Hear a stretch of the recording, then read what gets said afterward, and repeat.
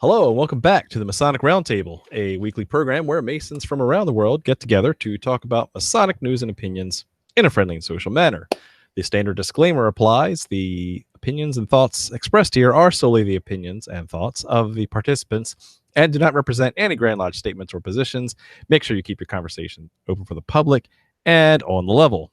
To interact with us, send questions and comments to our Twitter page at Mason Roundtable, or on the Facebook event page for episode 225, History of the Grand Lodge of Illinois, or in the chat running alongside this YouTube video.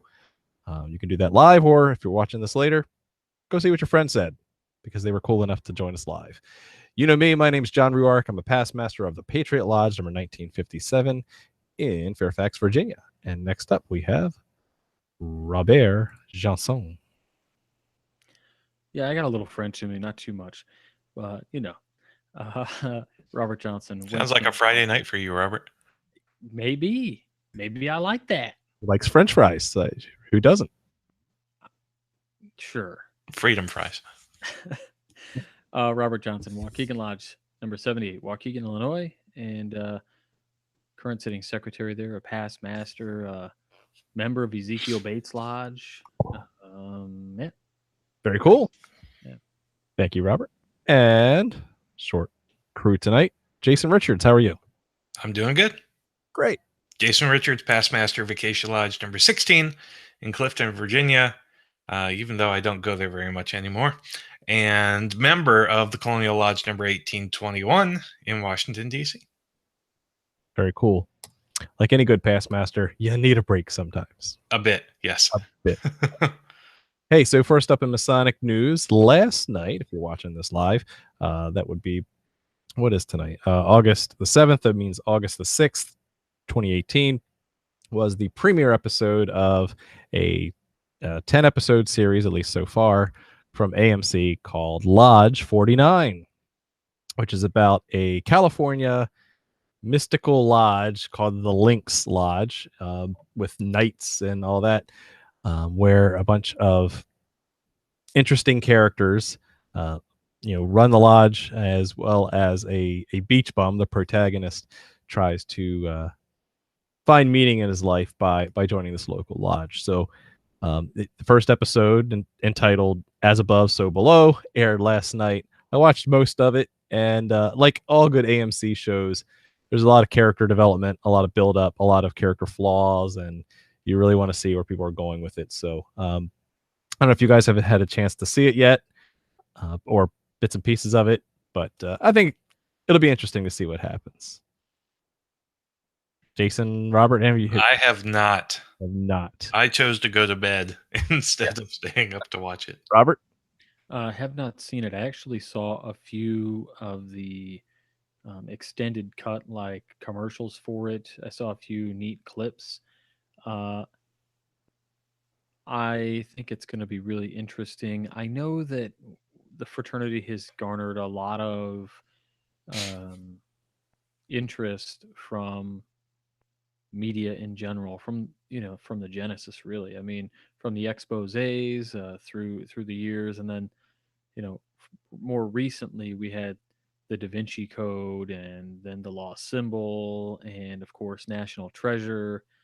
And it just seems like this is one more stepping stone in that kind of media exposure that we get. And maybe there'll be some interest, maybe not.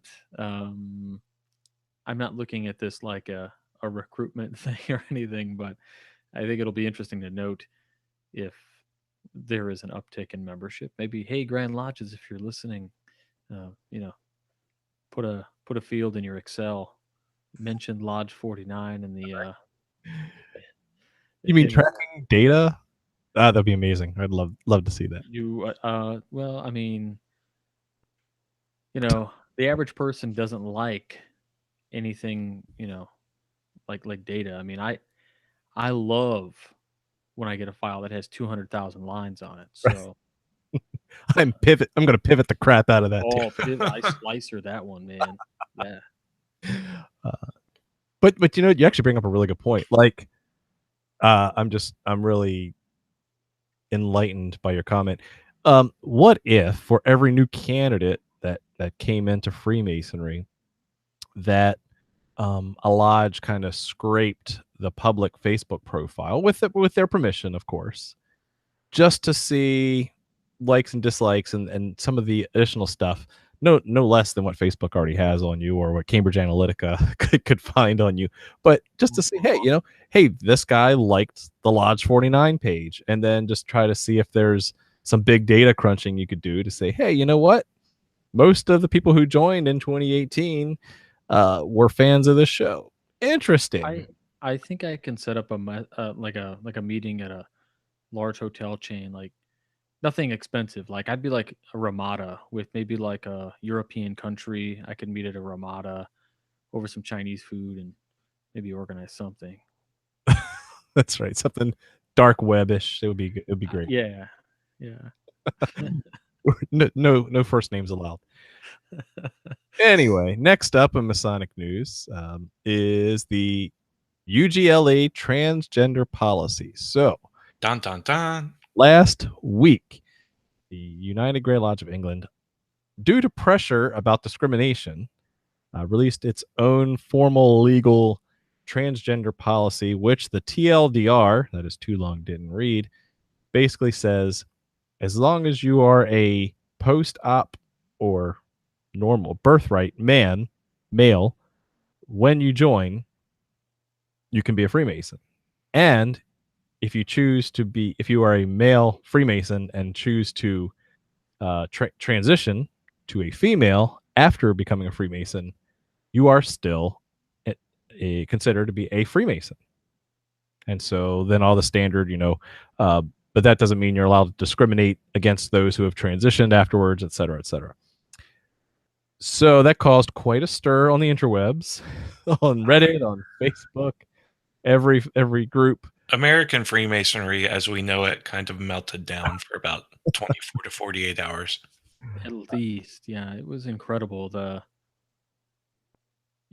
I have to say that I felt that the conversations that were being had, and maybe it's because I chose to only participate in some of the more intellectual threads.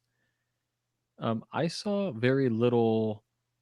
I mean, I saw the vitriol, right, and I saw like the stuff that just made me go, "Wow." But I think overall, a lot of guys handled it pretty well. I have to say, like the Grand Lodge of Texas page, there was really good discussion there. I was impressed. Grand Lodge Illinois page, they shut it down. They removed the thread.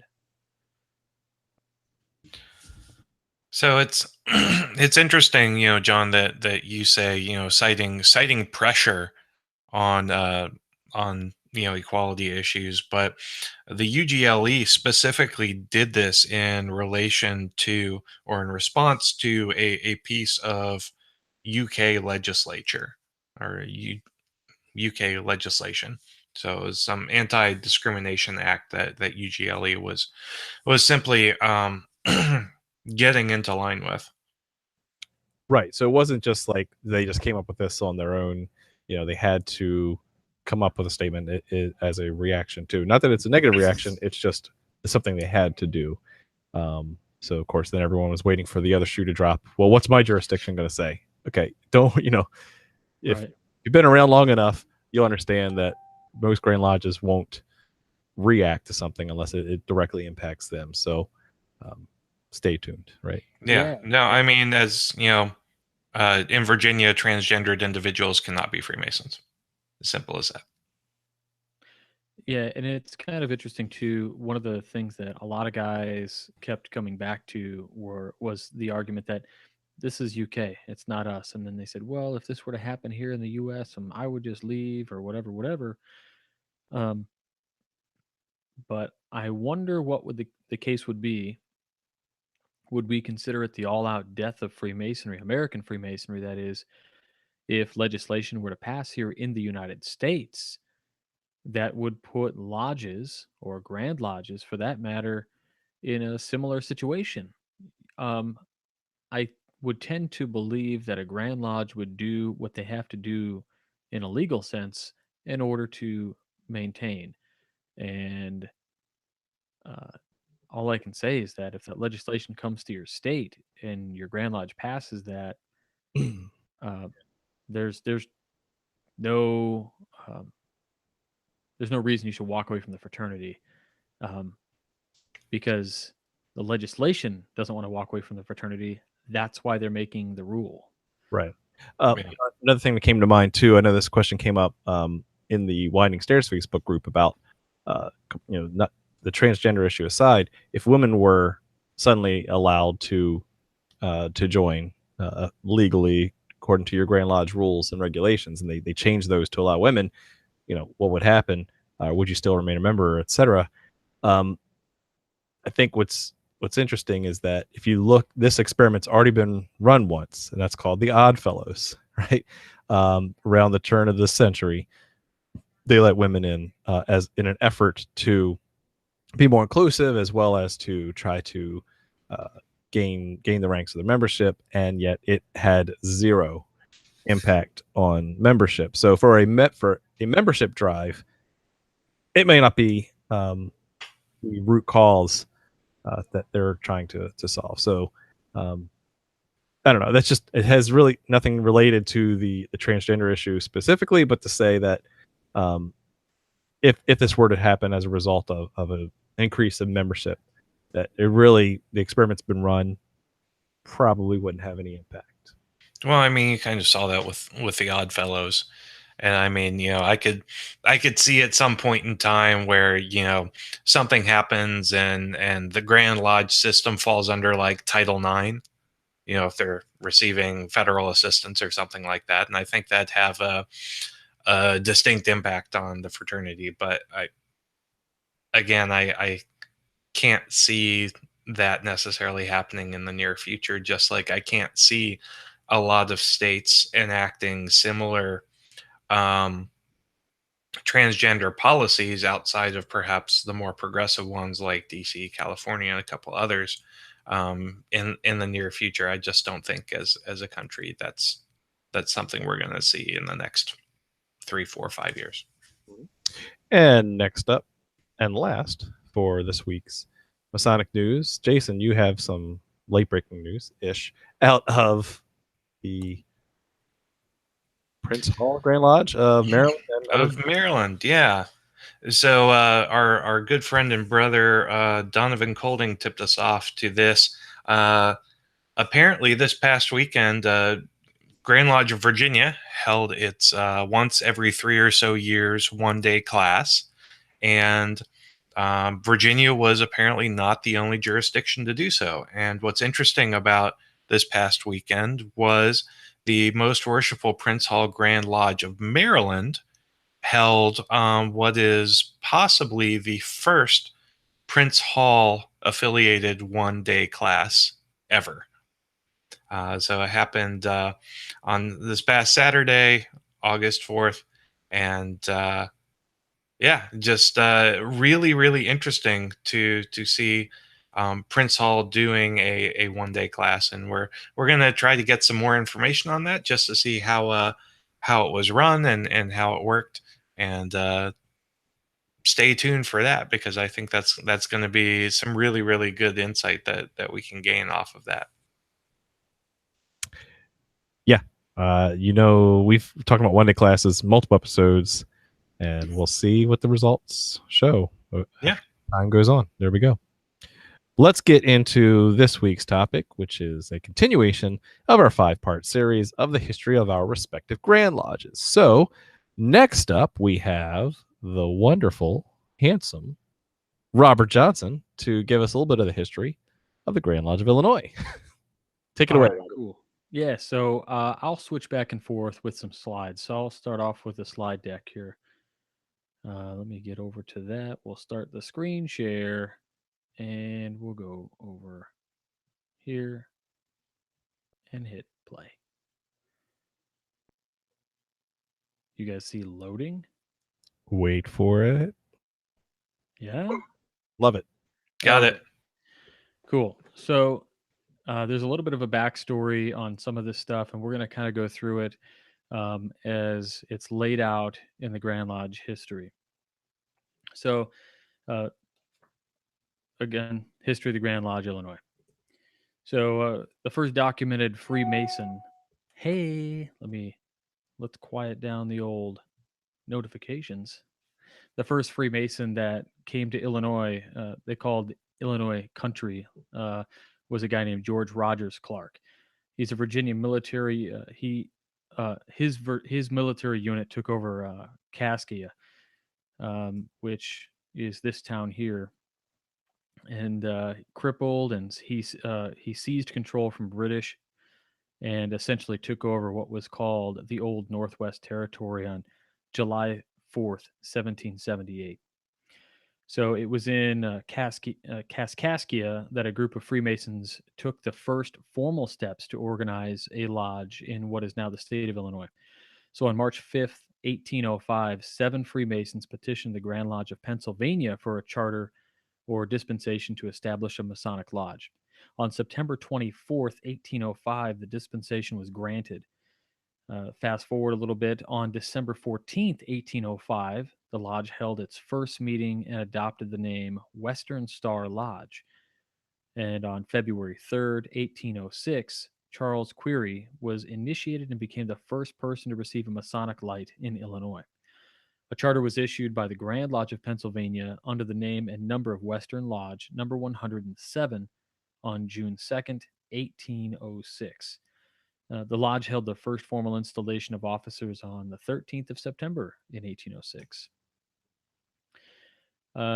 On the 4th of October, you have this fella, Shadrach Bond Jr., who was the first governor of Illinois.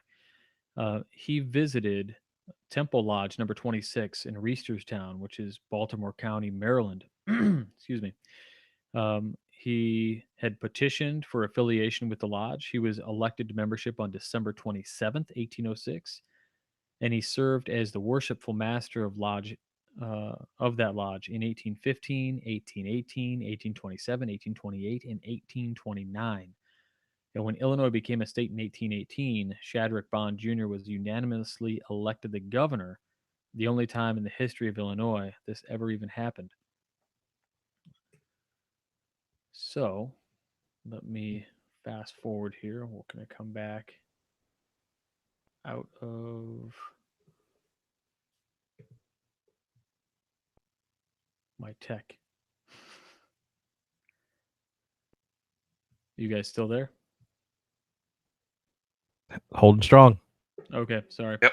I don't know what happened with my my deal. Anyway, so what do you guys see? Just a white screen? Yeah, your looks improved. It's awesome. Yeah. If you Cool. could keep this up for the rest of the episode, it'd be great. Okay, sounds good. So we'll move on. So the first Grand Lodge. So by the year 1822, 8 other lodges received charters. These charters had been issued by the Grand Lodge of Kentucky, Tennessee, Missouri, and Indiana. The time was like the general consensus was that it was the right time to actually start a full-blown Grand Lodge in Illinois. So the lodges met in Illinois State Senate Hall at Vandalia on December 9th, 1822. On December 11th, 1822, the first Grand Lodge of Illinois was formed with Shadrach Bond Jr. as the Grand Master. It's kind of a theme that we have these, I guess you would just call it like they're Mason and then they're the Grand Master, or they're the Grand Master and then the governor of a state.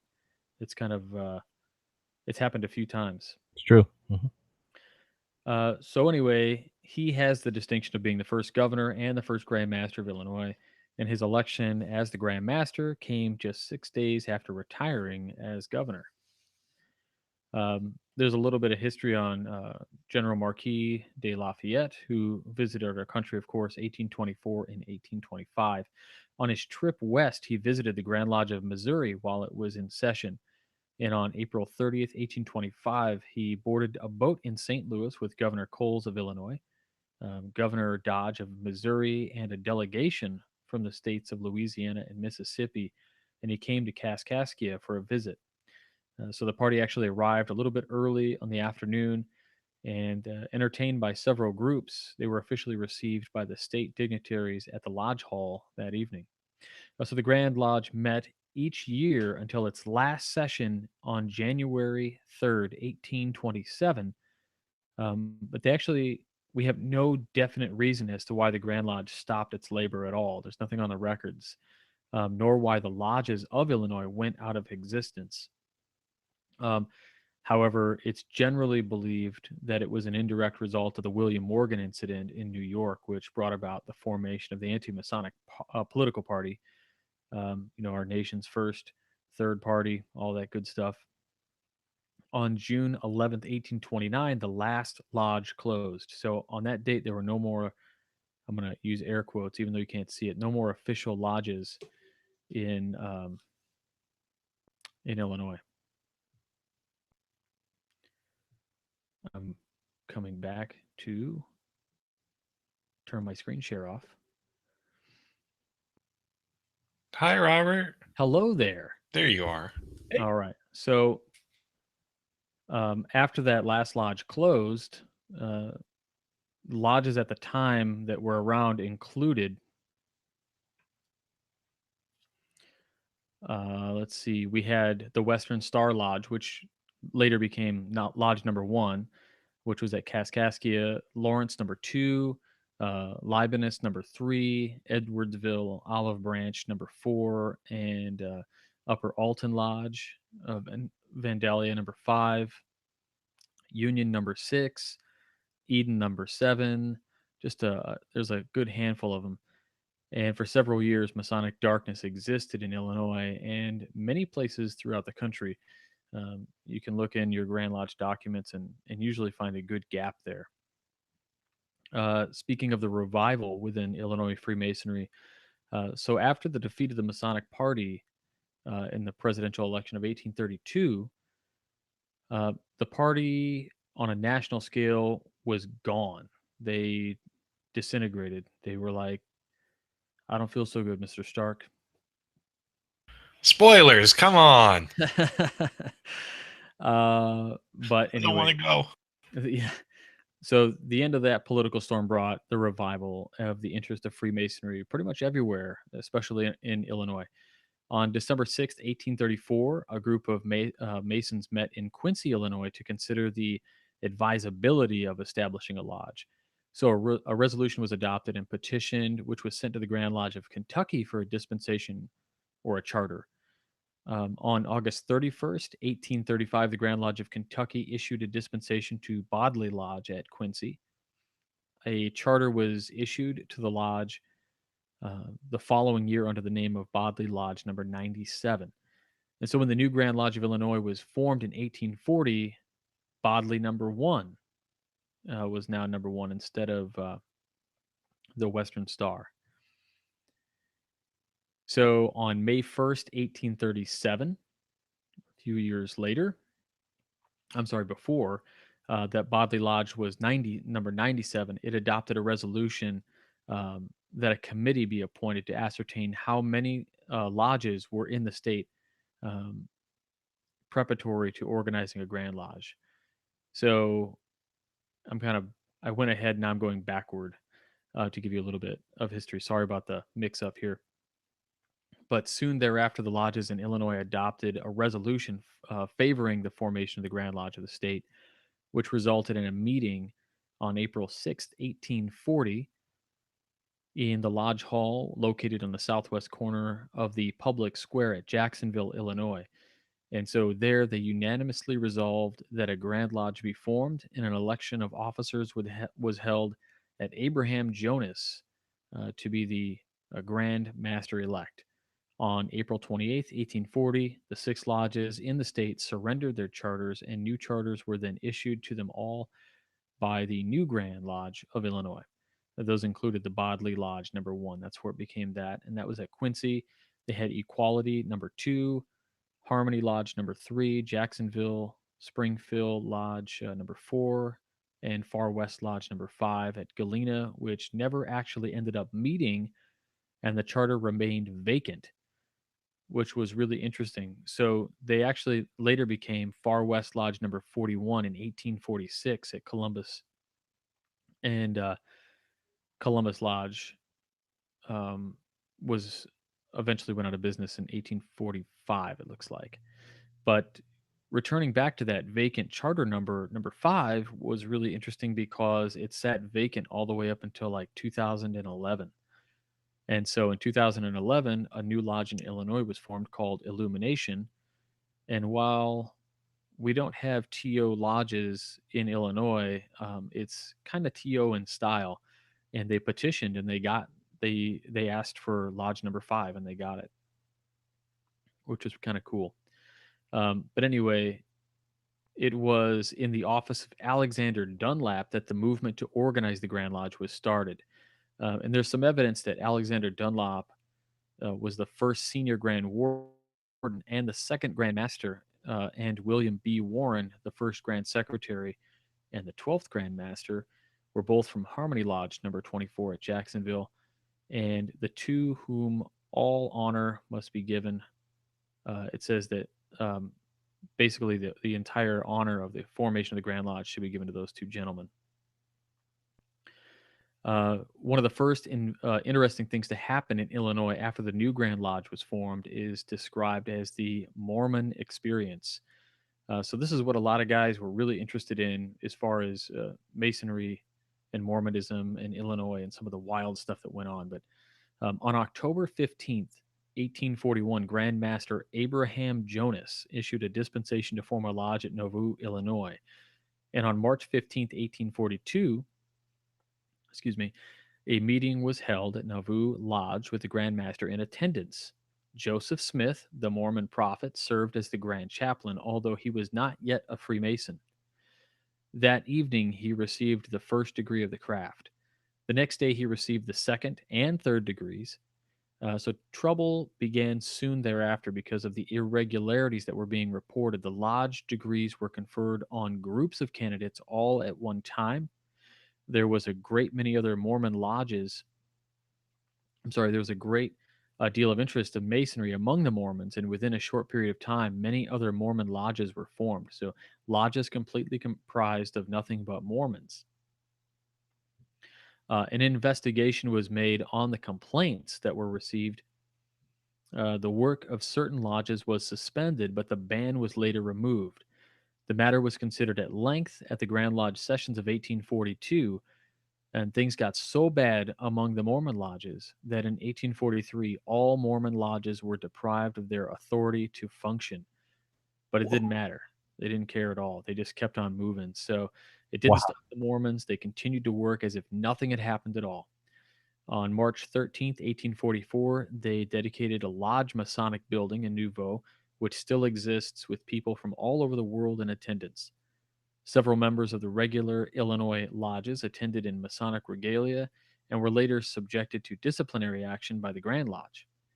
So the following year, serious trouble erupted in Nauvoo, which resulted in the death of Joseph Smith and his brother Hiram, also a Mason.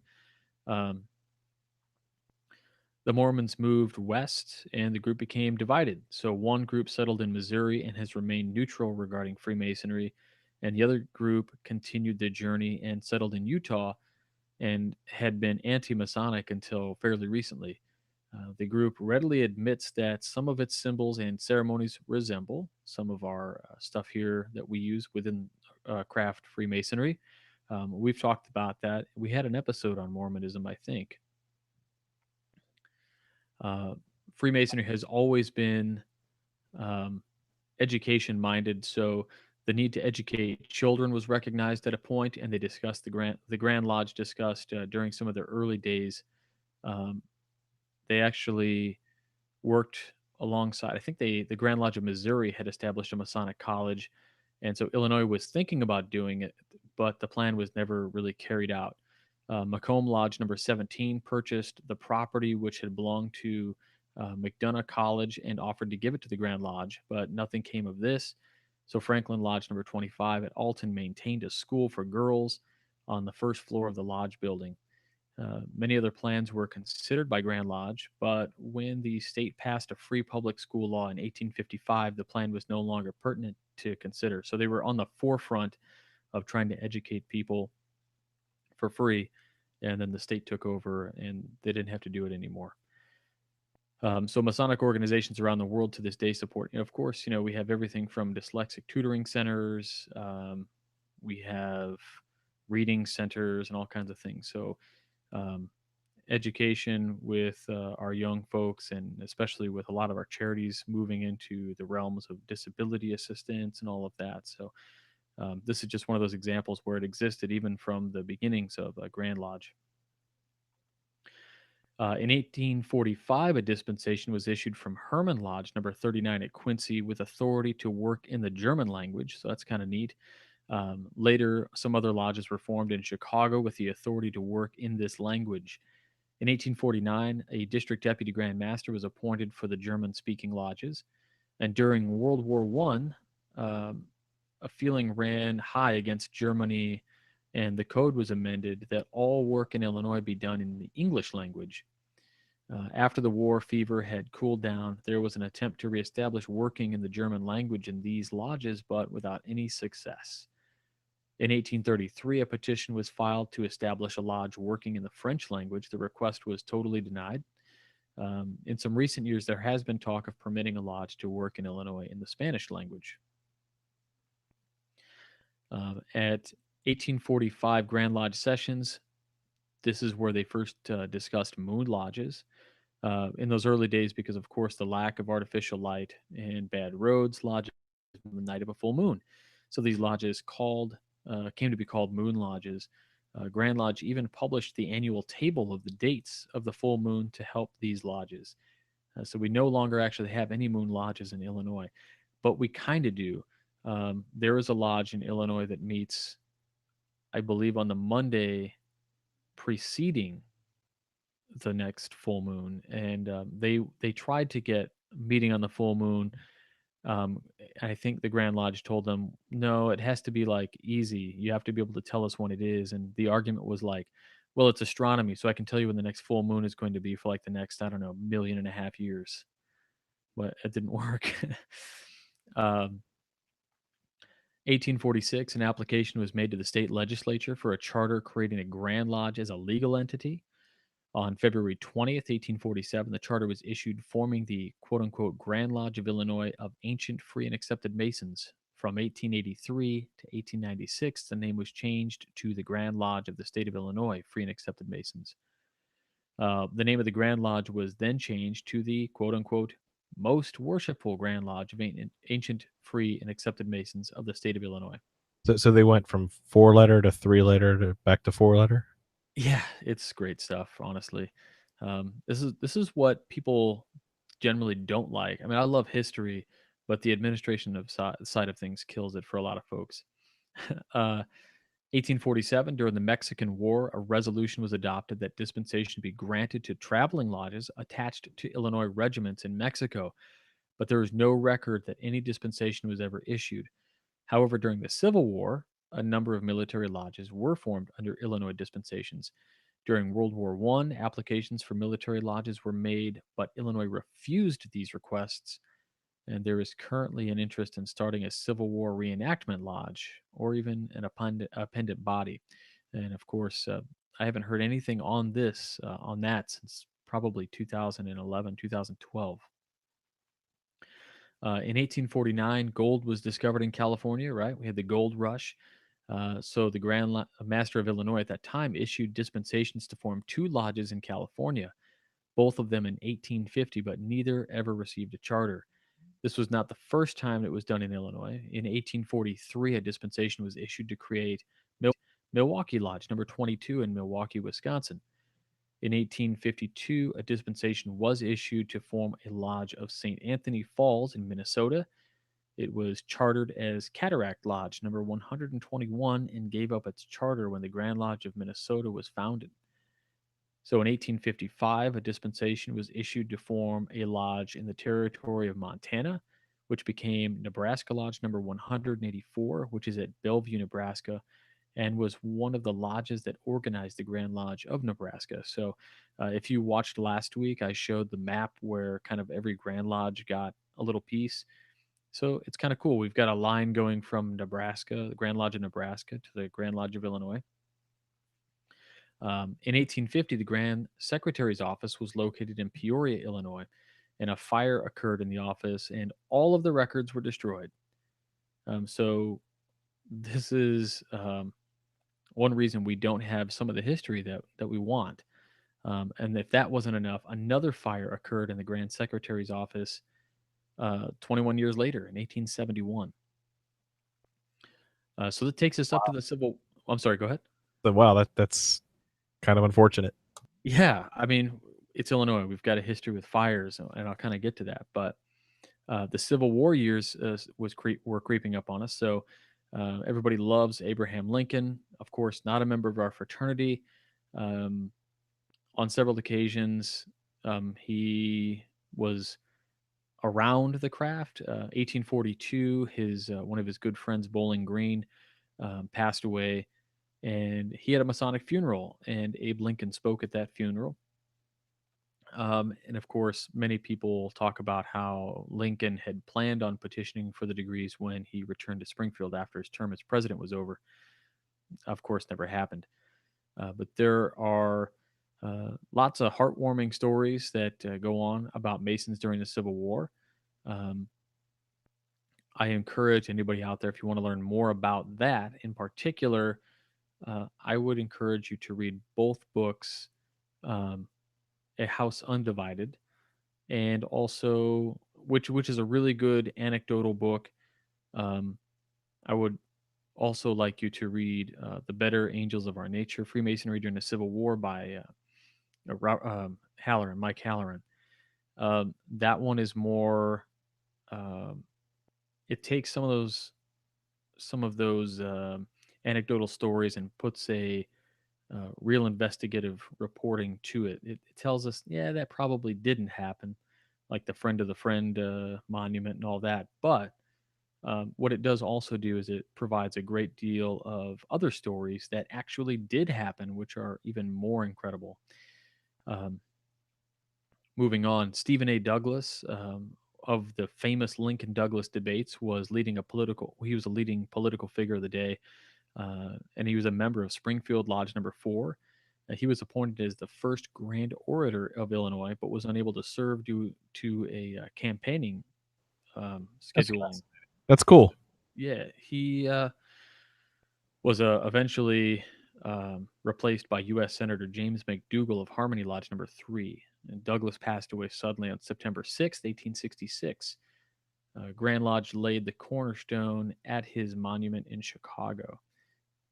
Um, then we had the Great Chicago Fire, which occurred in October 1871. So this is a really cool story. Grandmaster DeWitt C. Krieger, also we call him DC Krieger. There's a lodge here in Illinois, 35 minutes from my house. It's actually our state education officer, Scott Duvall. It's his home lodge, DC Krieger number 81. Um, so this guy actually, as a Grand Master, appointed a committee that raised $90,000 for relief in 1871. So Grand Lodge, the local lodges, and appendant bodies contributed to the funds that were given during that time to help with the relief from the Chicago fire. Huge sum of money during that time. So for his outstanding work, the Grand Master was rewarded with a beautiful jewel, which his term of office, he was given this like outstanding, really decadent jewel um, as his term of office when his term of office was completed. And so that jewel that was then returned to the Grand Lodge, and it is kept by DC Krieger Lodge, but also it is the Grand Master's jewel. It's his official jewel, and it's passed from Grandmaster to Grandmaster, and it hasn't been lost since. Although I am told there's been some close calls. Um, Later on, Illinois developed some Masonic homes. 1885, the Illinois Masonic Orphans Home, known as the Illinois Masonic Children's Home, was formed in Chicago. Uh, dedicated on October 7th, 1886. The home quickly outgrew its facilities. So in 1909, the property was purchased at LaGrange. At the cornerstone was laid there in 1910. And in 2003, the second children's home was opened in downstate Murfreesboro. So we actually had two. Um, what's interesting is those have gone away, right? So we no longer have a Masonic children's home here in Illinois, but now we have a new program called the MCAP program, which is dedicated for the charities that work with children. We also had in 1914 the Royal Arch Memorial Hospital, which was something that was put up. The cornerstone was laid again 1914. With the passing of years, there have been many additions and improvements in this home. And in 2007, the home was sold to Peterson Healthcare, but the Illinois Masonic Outreach Services continues to pay for the care of all the residents who still reside there. And I don't know particularly like if it's just Illinois Masons who get that care or if it even exists still, because the research I'm pulling this from actually was written in 2011. So it's 7 years old. And in that 7 years, I've seen two Masonic children's homes close. So kind of who knows, right? Um, I have just a few other short things, really, which are events of interest. Uh, Kind of demonstrates the progressive nature of the craft, I think, in Illinois anyway. 1912, the Grand Master issued an edict prohibiting smoking in lodges in 1912. So the provision was actually put in the bylaws in 1913. And what's so incredible about that is when I started going to lodge in 2008, there were dudes smoking in lodge. So it's kind of interesting. I think that's probably still the case. There are probably some lodges here in the States that still have that, even though it's outlawed by the Grand Lodge. 1917, Frank O. Loudon was the governor of Illinois, and he delivered the oration speech at a Grand Lodge that year and was made an honorary member of the Grand Lodge. The smallest Illinois Mason, 1924, Emil Nichtberg, became a Mason in Universal Lodge number 985 in Chicago. He has the distinction of being the smallest Mason in the state. He was 48 inches tall and he weighed 98 pounds. And when he passed away, he was given a Masonic funeral. Um, of course, we had the tallest Mason, Robert Wadlow, 1939. And in the years 1927 and 1928, Lewis L. Emerson, who had been the Illinois Secretary of State for many years, was the Grand Master. During his term as Grand Master, he was elected the governor of the state, and he thus became the only person to serve as Grand Master and governor of the state during the same period. And he did that again back in 1927. And 1929, Illinois had 1,014 lodges and 294,202 members, which was the top figure ever achieved in Illinois. The membership has been a slow decline since, right? So now we have right around 50. Well, in 2012, we had 64,297 members. That does not count, or that doesn't take off for dual memberships. So if you eliminate dual memberships and all of that, and then you bump those numbers up to today, we're right around 54,000 members in the state. And I think that is with no duplicate memberships. So that is the history of the Grand Lodge of the state of Illinois in a really fast nutshell. Wow, that's fascinating. There was Pretty good. a question on the YouTube chat about the languages of the lodges as they were forming, because you had talked about one where they had come from lots of different places, and this is right previous to your Mormon discussion. But were there lots of different lodges that had different languages prior to kind of the Grand Lodge making decisions on Spanish only lodges and that kind of thing?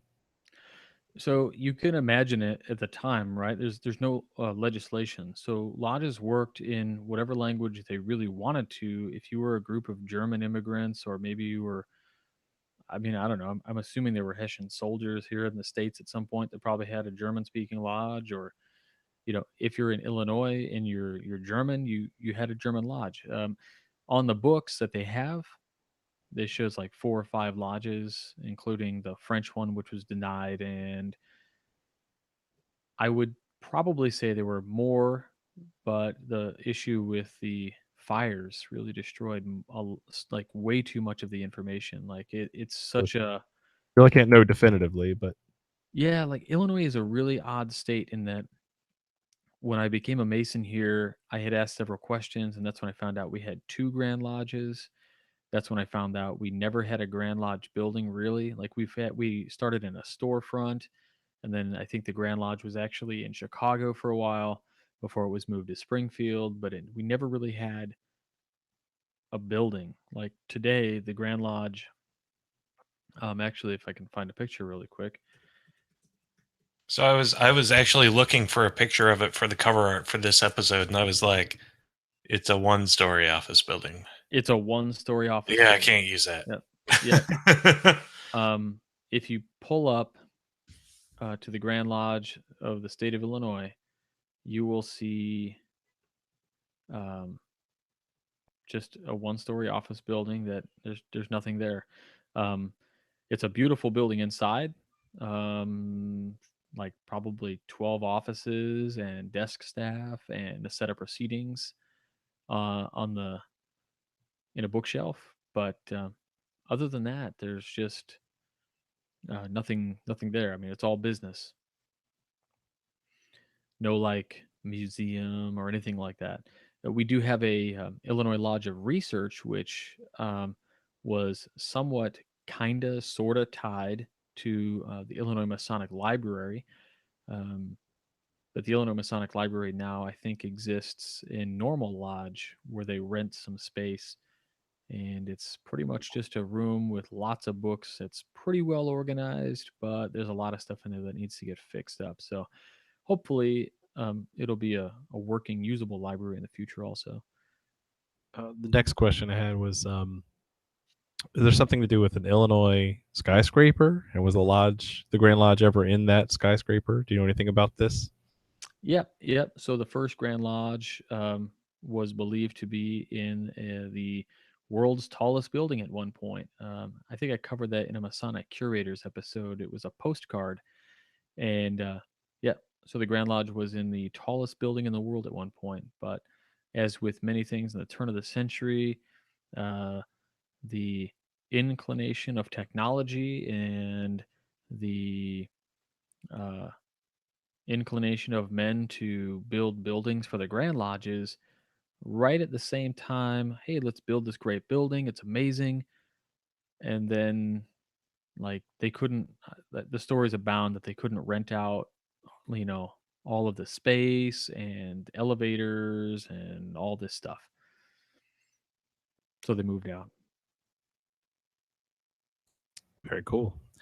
That seems to be about it from social media. Well, good. I don't want to talk about it anyway. That's right. Fine. I don't want to get very good episode, Robert. We are getting close to the time limit, so let's go to Jason for his final thoughts, questions, and shameless plugs. Great episode, Robert. Really appreciate all the work you did and put into this. So this was a lot of fun. I love learning about the history of organizations, and so it was really interesting to see how the Grand Lodge popped up in Illinois. So thanks for doing all that work to, or at least stealing someone else's research to bring onto the show. Very cool. Alrighty, Robert, you did such a good job. What do you think about how you did? So I think it did okay, but really all the research has been done. There are 2 books on Illinois Freemasonry, and really what I gave to you guys and delivered was a set of notes that were compiled by the Grand Lodge in 2011, 2012 by the Grand Secretary, the Grand Master, and those notes were delivered at a set of cornerstone layings, and some other ceremonies that they did where the public was present. And so, to those gentlemen who put together that information and all that, they get the lion's share, the thank you for putting all that together. Um, I had reached out to my Grand Secretary, Right Worshipful Brother Frank Klein, for his assistance and expertise in this, to which he was so gracious in sending me not only the transcripts in their original form, the updates, and longer forms, including like a 20-page history that he sent me also. So huge thanks goes out to Right Worshipful Frank Klein for being always at work. That's all I got. Thanks. Very cool. Let's see. As for me, I'm still fascinated with how Masonry evolved over the course of these territories, and as the states were forming, and how everyone was chartered from everybody else, and yet we still, despite all those differences, managed to become uniform and actually form under a system of rules in the states, and how we've really evolved into the system that we take advantage of today. Another thing I found interesting, just amongst the varied history that Illinois has is that it was pretty much the only Grand Lodge that completely went under. The previous Grand Lodge was in existence from 1822 to 1827, just died out because of the Morgan affair, and yet you really couldn't keep a good fraternity down, and so it came back in 1840, and here we are. It's one of the strongest Grand Lodges today. It's interesting mostly because Illinois is so very political and has always been massively political, and you have to think about um, the impact of the politics in Illinois with the anti-Masonic Party, and we're right there. We're right above the Bible Belt too. So a lot of the rhetoric that was going around with the anti-Masonic Party and that Luciferian stuff, Leo Taxel stuff that just went on and on and on. It's kind of no wonder it happened. Really, like we were kind of in a convergent path. The worst of two things were happening. Yep, that's very true. Let's see. Otherwise, great episode, great research. Thank you, Robert, for pulling that together. And last thing but not least, we haven't talked about it in a while, so it's worth mentioning that Robert and I did put a little book together. We have some big news coming, like any day now. We're hoping to have something to announce tonight. It's not quite ready yet. So Fail. Epic fail. I blame Amazon. But if you like books, we wrote a book. So go check it out. It's Business Time, Adapting a Corporate Path for Freemasonry. I've had a lot of good feedback from it, good Amazon reviews. So check it out. All right. Thanks a lot. And we'll see you next week for the Grand Lodge history of, what's this? Ohio with Hammy. So stay tuned to that. And thanks for watching, and keep searching for more light. Have a good night.